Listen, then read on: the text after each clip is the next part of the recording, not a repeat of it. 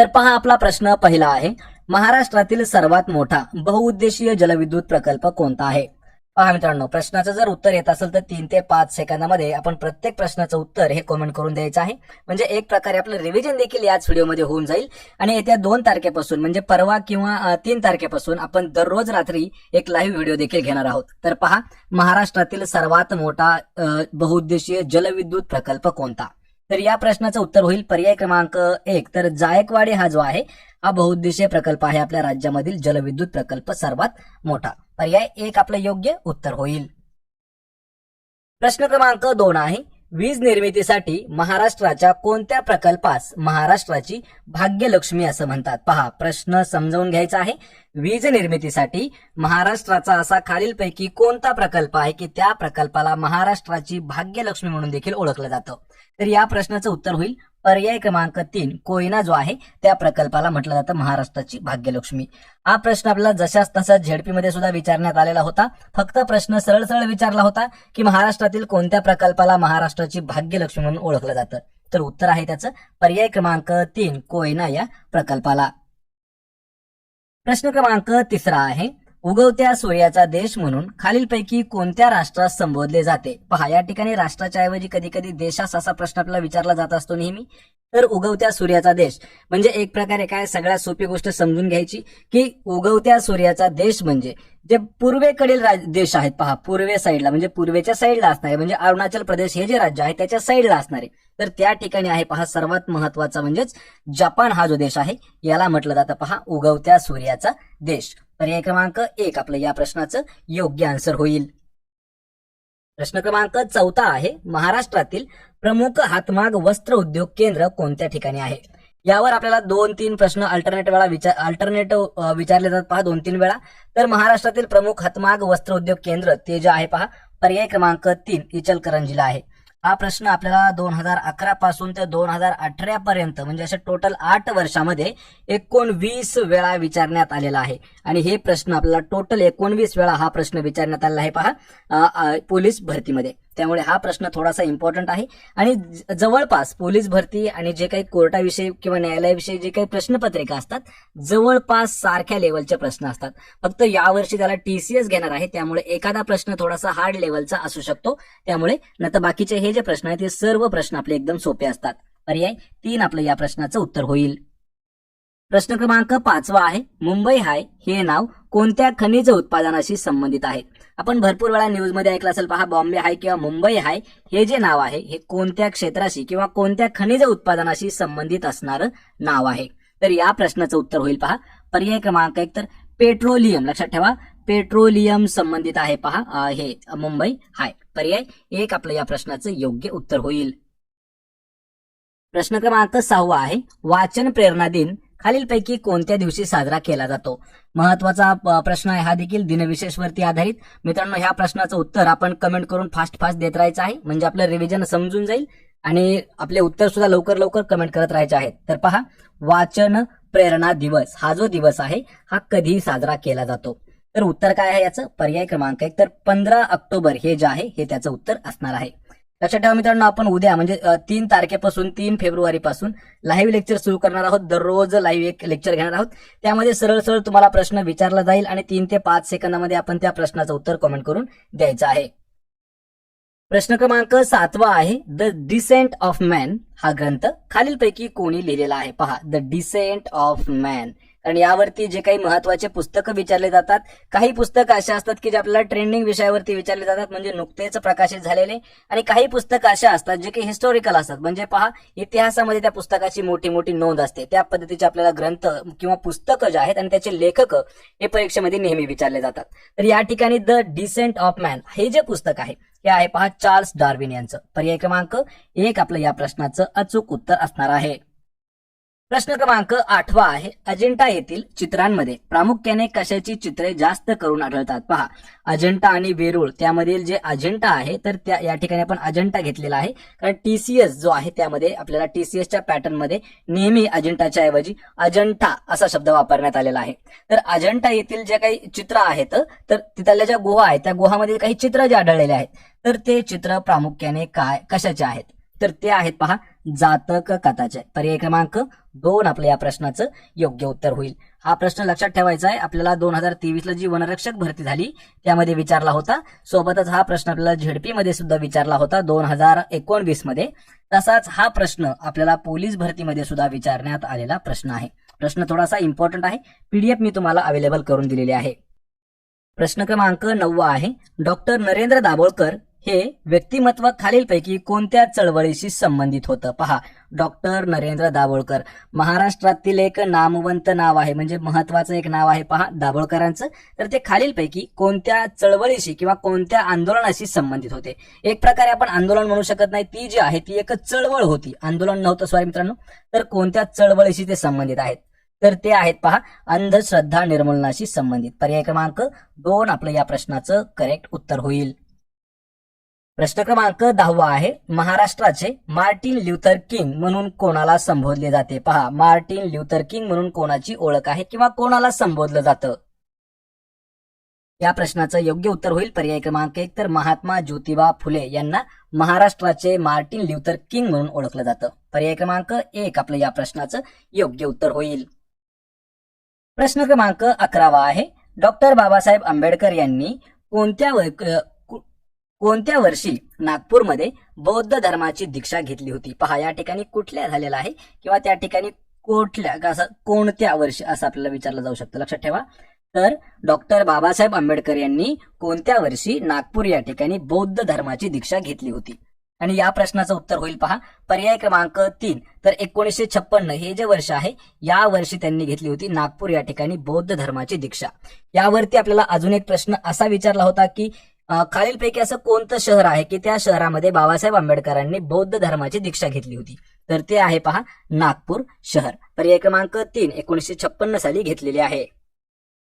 प्रश्न क्रमांक 12 आहे, इंटरनेट बँकिंग मध्ये वापरात येणारा ओटीपी म्हणजे काय? म्हणजे आपल्याला सरळ सरळ प्रश्न विचारला आहे की ओटीपी हा जो शब्द आहे याचा फुल फॉर्म काय आहे? पहा, ओटीपीचा फुल फॉर्म मित्रांनो, हा प्रश्न आतापर्यंत टेक्नॉलॉजीवरती भरपूर वेळा विचारण्यात आलेला आहे, त्यामुळे प्रश्न महत्वाचा आहे. पहा, इंटरनेट बँकिंग मध्येच नाही तर कोणत्याही तुम्ही सोशल मीडियाचा जरी वापर केला त्या ठिकाणी आपल्याला 2 स्टेप व्हेरिफिकेशनसाठी हा पिन आपल्याला नेहमी विचारला जातो ओटीपी.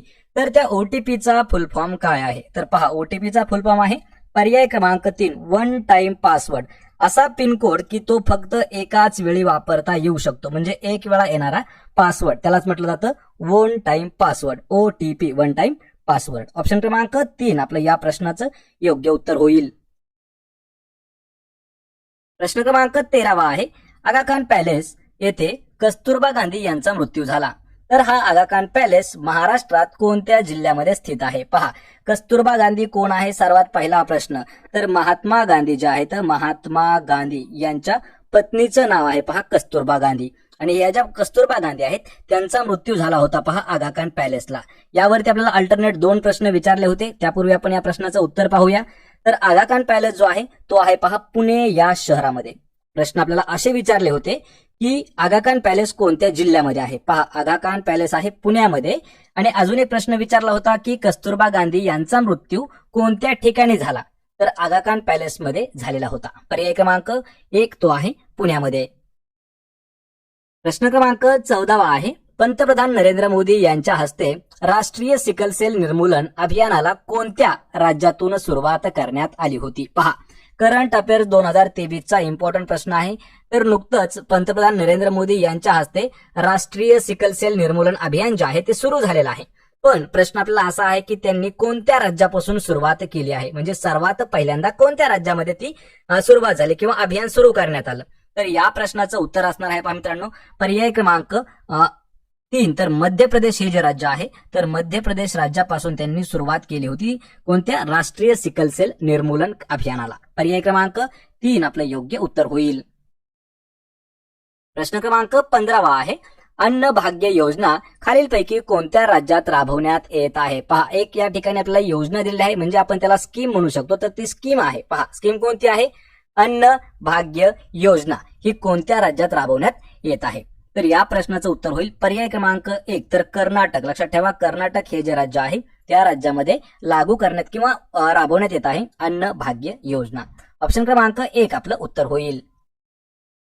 प्रश्न क्रमांक 16 आहे, राज्यघटनेच्या कितव्या कलमानुसार कायद्यासमोर सगळे समान आहेत? पहा, प्रश्न हा सर्वात महत्वाचा आहे आणि हा प्रश्न स्पेशल आपल्याला कोर्टावरती आधारित प्रश्न आहे. पहा, राज्यघटनेचं असं खालीलपैकी कोणतं कलम आहे की त्या कलमानुसार कायद्यासमोर सगळे समान आहेत असं आपल्याला व्यक्त होतं. म्हणजेच कोणी कायद्यासमोर मोठा नाही किंवा कोणी छोटा नाही. जर एखाद्याने एखादा गुन्हा केला तर त्या गुन्ह्याची सजा श्रीमंताला सुद्धा सेम असेल आणि गरीबाला सुद्धा तीच असेल.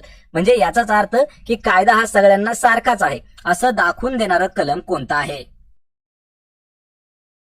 तर या प्रश्नाचं अचूक उत्तर होईल पर्याय क्रमांक 1. तर कलम 14 हे जे आहे या कलमामध्ये समाविष्ट आहे. पहा, कायद्यासमोर सगळे समान असतात. पर्याय 1 आपलं या प्रश्नाचं उत्तर असणार आहे. प्रश्न क्रमांक 17 आहे, आर्थिकदृष्ट्या मागास प्रवर्गाला म्हणजेच EWS यांना किती टक्के आरक्षण देण्यात आलेलं आहे? पहा, प्रश्न इम्पॉर्टंट आहे EWS, कारण सध्या लक्षात ठेवायचंय सर्वात जास्त आरक्षणावरती चर्चा होत आहेत. त्यातीलच हा एक प्रभाग आहे. पहा, प्रवर्ग आहे EWS, इकॉनॉमिकल वीकर. आणि हे जे आहेत पहा आर्थिकदृष्ट्या मागास प्रवर्ग यांना किती टक्के आरक्षण आहे? तर त्यांना आहे पर्याय क्रमांक 1. तर 10% आरक्षण एवढं देण्यात आलेलं आहे EWS ला. पर्याय 1 आपलं योग्य उत्तर होईल. प्रश्न क्रमांक 18 आहे, राज्यघटनेच्या कितव्या कलमानुसार देशातील सर्व सार्वजनिक स्थळे सर्व नागरिकांना खुले आहेत? पहा, प्रश्न हा देखील मित्रांनो महत्वाचा आहे. तर राज्यघटनेचं असं कोणतं कलम आहे की त्या कलमानुसार देशातील जेवढे काही सार्वजनिक ठिकाण आहेत तर ते सगळ्या नागरिकांना खुले असणार आहेत? म्हणजे पहा, जे सार्वजनिक ठिकाण आहे त्या ठिकाणी कोणत्याही जातीचा कोणत्याही धर्माचा माणूस जाऊ शकतो. त्यासाठी कलमामध्ये आपल्या म्हणजेच राज्यघटनेमध्ये काही तरतूद करण्यात आलेली आहे. तर ती कितव्या कलमामध्ये देण्यात आली आहे? तर या प्रश्नाचं उत्तर होईल पर्याय क्रमांक 2. तर कलम 15 हे जे आहे पहा, कलम 15, तर या कलमामध्ये त्याचा समाविष्ट करण्यात आलेला आहे किंवा त्याचा उल्लेख करण्यात आलेला आहे की देशातील सर्व जे सार्वजनिक स्थळं आहेत हे सर्वांसाठी ओपन असतील. पर्याय 2 आपलं या प्रश्नाचं योग्य उत्तर होईल. प्रश्न क्रमांक 19 आहे, कोल्हापूर येथील राजर्षी शाहू महाराज मेमोरियल ट्रस्ट यांच्याकडून देण्यात येणारा प्रतिष्ठेचा राजश्री शाहू पुरस्कार कोणाला जाहीर करण्यात आलेला आहे? या ठिकाणी राजश्री झालेला आहे मित्रांनो. तर ते राजर्षी असा या ठिकाणी शब्द आहे, आपल्याला पीडीएफ मध्ये दूर करून दिला जाईल. तर पहा, राजर्षी शाहू महाराज हा जो पुरस्कार आहे हा कोणाला जाहीर करण्यात आलेला आहे? तर या प्रश्नाचं उत्तर होईल पर्याय क्रमांक 1. डॉक्टर अभय बंग व डॉक्टर राणी बंग हे जे दोघ जण आहेत तर त्यांना राजर्षी शाहू पुरस्कार जो आहे तो देण्यात आलेला आहे. तर कोण देतं लक्षात ठेवायचंय, राजर्षी शाहू छत्रपती मेमोरियल ट्रस्ट यांच्याकडून हा दिला जाणारा पुरस्कार आहे. पर्याय 1 आपलं योग्य उत्तर होईल. तर या ठिकाणी अजून एक नोट्स करून घ्या की यांना हा पुरस्कार का देण्यात आलेला आहे? तर त्यांनी काय केलेलं आहे, सरळ सरळ जे आदिवासी भागातील काही जे काही बालकं आहेत तर त्यांच्यासाठी महत्वाचं काम केलेलं आहे, त्यासाठी त्यांना हा पुरस्कार देण्यात आलेला आहे. पर्याय क्रमांक 1 आपलं योग्य उत्तर होईल. प्रश्न क्रमांक 20 आहे, छत्रपती शिवाजी महाराजांच्या आई वीर माता जिजाबाई यांचं जन्म ठिकाण कोणतं आहे किंवा त्यांचा जन्म कोणत्या ठिकाणी झालेला आहे? हा प्रश्न देखील आपल्याला 2 वेळा विचारण्यात आलेला आहे. पहा, जिजामाता यांचं जन्म ठिकाण काय आहे? तर या प्रश्नाचं उत्तर होईल पर्याय क्रमांक 1. सिंदखेड राजा हे जे आहे हे त्यांचं जन्म ठिकाण आहे. पर्याय क्रमांक 3 आपलं योग्य उत्तर होईल. यावर अजून एक मित्रांनो बोनस प्रश्न आहे की छत्रपती शिवाजी महाराज जे आहेत यांचा जन्म कोणत्या जिल्ह्यामध्ये झाला? पहा, प्रश्न महत्वाचा आहे. आतापर्यंत आपण किल्ला आहे विचारलेला आहे, पण या ठिकाणी आपण जर जिल्ह्यामध्ये विचारलं तर त्यांचा जन्म पुणे या जिल्ह्यामध्ये झालेला आहे. जर आपल्याला विचारलं अजून तालुका, तर तालुका आहे पहा जुन्नर. आणि जर किल्ला विचारला तर छत्रपती शिवाजी महाराजांचा जन्म हा शिवनेरी या किल्ल्यावरती झालेला आहे. अजून महत्वाचं म्हणजे जर आपल्याला वर्ष विचारलं छत्रपती शिवाजी महाराजांचा जन्म तर 1630 या वर्षी त्यांचा जन्म झालेला आहे. पर्याय क्रमांक 3 सिंदखेड राजा हे जे ठिकाण आहे हे जिजाबाई यांचं जन्म ठिकाण आहे. प्रश्न क्रमांक 21 आहे, 13 मार्च 1940 यामध्ये जनरल ओडवायर याची हत्या कोणत्या भारतीय क्रांतिकारकाने केली होती? या ठिकाणी मित्रांनो 2 प्रश्न अजून तयार होतात. पहा, तर या ठिकाणी एक सरळ आपला वर्ष दिलेला आहे 13 मार्च 1940. तर या वर्षी कोणाची हत्या झाली आहे? जनरल ओडवायर याची हत्या झाली आहे. कोणी केली आहे? तर सरदार उधम सिंग यांनी केलेली होती. पर्याय क्रमांक 1 आपलं या प्रश्नाचं अचूक उत्तर असणार आहे. हा प्रश्न मित्रांनो थोडासा महत्वाचा प्रश्न आहे. प्रश्न क्रमांक 22 आहे, भारताचा बिस्मार्क म्हणून खालीलपैकी कोणाला ओळखले जाते? पहा, भारताचा बिस्मार्क म्हणून कोणाची ओळख आहे? तर या प्रश्नाचं अचूक उत्तर असेल पर्याय क्रमांक 4, सरदार वल्लभभाई पटेल यांना ओळखलं जातं पहा भारताचा बिस्मार्क म्हणून. पर्याय क्रमांक 4 आपलं योग्य उत्तर होईल. प्रश्न क्रमांक 23 आहे, अनहॅपी इंडिया हे पुस्तक खालीलपैकी कोणी लिहिलेलं आहे? पहा, अनहॅपी इंडिया या पुस्तकाची चर्चा मित्रांनो महत्वाची आणि खूप वेळा झालेली आहे. अनहॅपी इंडिया, तर या पुस्तकाचे लेखक कोण आहेत? या प्रश्नाचं उत्तर होईल पर्याय क्रमांक 3, लाला लजपतराय यांनी लिहिलेलं पुस्तक आहे अनहॅपी इंडिया. ऑप्शन क्रमांक 3 आपलं योग्य उत्तर आहे. प्रश्न क्रमांक 24 आहे, अनेकदा बातम्यांमध्ये उल्लेख केल्या जाणाऱ्या जागतिक व्यापार संघटनेचं मुख्यालय कोणत्या ठिकाणी आहे? पहा, प्रश्न आपला इथून महत्वाचा सुरू होतो की जागतिक व्यापार संघटना जी आहे त्याचं मुख्यालय म्हणजे त्याचे हेडक्वार्टर कोणत्या ठिकाणी आहे? तर या प्रश्नाचं उत्तर होईल पर्याय क्रमांक 3, तर जिनिव्हा. लक्षात ठेवायचं, जिनिव्हा या ठिकाणी आहे पहा जागतिक व्यापार संघटनेचं मुख्यालय. पर्याय क्रमांक 3 आपलं या प्रश्नाचं उत्तर होईल. प्रश्न क्रमांक 25 आहे, सिरम इन्स्टिट्यूटचे आदर पुनावाला यांना कोणत्या पुरस्काराने सन्मानित करण्यात आलेला आहे? पहा, सिरम इन्स्टिट्यूट जे की कोरोना जो व्हायरस आहे त्यावरती लस म्हणजे वॅक्सिन जे आहे त्यांनी शोधून काढलेली आहे, तर त्याचेच असणारे आदर पुनावाला यांना कोणत्या पुरस्काराने सन्मानित करण्यात आला आहे? तर या प्रश्नाचं उत्तर होईल पर्याय क्रमांक 2, उद्योग मित्र पुरस्काराने आदर पुनावाला यांना सन्मानित करण्यात आलेला आहे. पर्याय क्रमांक 2 आपलं योग्य उत्तर होईल. प्रश्न क्रमांक 26 आहे, इंदिरा गांधी स्मार्टफोन योजना खालीलपैकी कोणत्या राबवण्यात येत आहे? पहा, खालीलपैकी असं कोणतं राज्य आहे की त्या राज्यामध्ये इंदिरा गांधी स्मार्टफोन योजना राबवण्यात येत आहे?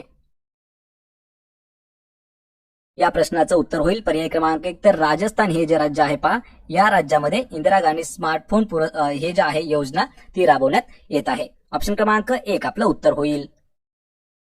प्रश्न क्रमांक 27 आहे, मेडिकल आणि इंजिनिअरिंग याचा अभ्यास हिंदीमध्ये करणारे देशातील पहिले राज्य कोणते ठरले आहे? आतापर्यंत मित्रांनो आपल्या देशामध्ये मेडिकल आणि इंजिनिअरिंग या ज्या 2 स्ट्रीम्स आहेत तर त्या फक्त आणि फक्त इंग्लिश या भाषेमध्ये होत होत्या, पण नुकतंच सरकारने तो जो सिलेबस आहे किंवा तो जो अभ्यासक्रम आहे तो हिंदी या भाषेमध्ये सुद्धा घेतलेला आहे. तर हिंदीमध्ये सुरू करणारं देशातील पहिलं राज्य कोणतं ठरलं आहे? तर या प्रश्नाचं उत्तर होईल पहा पर्याय क्रमांक 1, तर मध्य प्रदेश हे जे राज्य आहे मध्य प्रदेश या राज्यामध्ये मेडिकल आणि इंजिनिअरिंगचा अभ्यास जो आहे तो हिंदीमध्ये सुरू ठेवण्याला देशातील आपल्या पहिलं राज्य बनलेलं आहे मध्य प्रदेश. पर्याय क्रमांक 1 आपलं योग्य उत्तर होईल. प्रश्न क्रमांक 28 आहे, बर्लिन येथे सुरू असलेल्या जागतिक तिरंदाजी स्पर्धेमध्ये कंपाऊंड प्रकारात सुवर्ण पदक जिंकणारी आदिती स्वामी ही कोणत्या जिल्ह्याची रहिवासी आहे? पहा, प्रश्न या ठिकाणी सरळ सरळ आहे, फक्त आपल्याला एका व्यक्तीवरती फोकस करायचा आहे की आदिती स्वामी या कोणत्या जिल्ह्याच्या रहिवासी आहेत. तर या प्रश्नाचं उत्तर आहे पर्याय क्रमांक 2, सातारा या जिल्ह्याच्या त्या रहिवासी आहेत, म्हणजे जे खेळाडू आहेत. तर या ठिकाणी बाकीचा प्रश्न समजून घ्यायचा आहे. बर्लिन या ठिकाणी ज्यावेळेस जागतिक तिरंदाजी स्पर्धा झाली होती तर त्या स्पर्धेमध्ये कंपाऊंड प्रकारात गोल्ड मेडल जे आहे त्यांनी मिळवलं होतं पहा आदिती स्वामी यांनी, आणि त्या महाराष्ट्रातील सातारा या जिल्ह्याच्या रहिवासी येतात. पर्याय 2 आपलं या प्रश्नाचं उत्तर होईल. प्रश्न क्रमांक 29 आहे, जिल्हा दुष्काळ मुक्त करण्याच्या दृष्टीने मिशन भगीरथ ही योजना कोणत्या जिल्ह्यात राबवण्यात येत आहे? पहा, मिशन भगीरथ ही योजना कशासाठी आहे की जिल्हा तुमचा दुष्काळ मुक्त करण्याच्या हेतूने हे मिशन वापरलं गेलं आहे, किंवा ही जी योजना आहे मिशन भगीरथ ही राबवण्यात येत आहे, पण ती कोणत्या जिल्ह्यामध्ये राबवण्यात येत आहे? तर ती येत आहे पहा पर्याय क्रमांक 4, नाशिक या जिल्ह्यामध्ये ती राबवण्यात येत आहे मिशन भगीरथ. पर्याय क्रमांक 4 आपलं योग्य उत्तर होईल.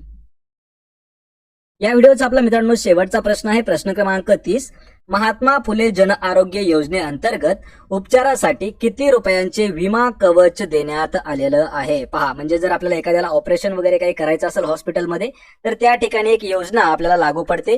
त्या योजनेचं नाव आहे महात्मा फुले जन आरोग्य योजना. तर या योजनेअंतर्गत किती रुपयांपर्यंत विमा कवच देण्यात येतं? तर या प्रश्नाचं उत्तर काय आहे? पर्याय क्रमांक 4, तर 5 लाखापर्यंत. किती? 5 लाखापर्यंत विमा कवच देण्यात येतं. पर्याय क्रमांक 4 आपलं योग्य उत्तर होईल.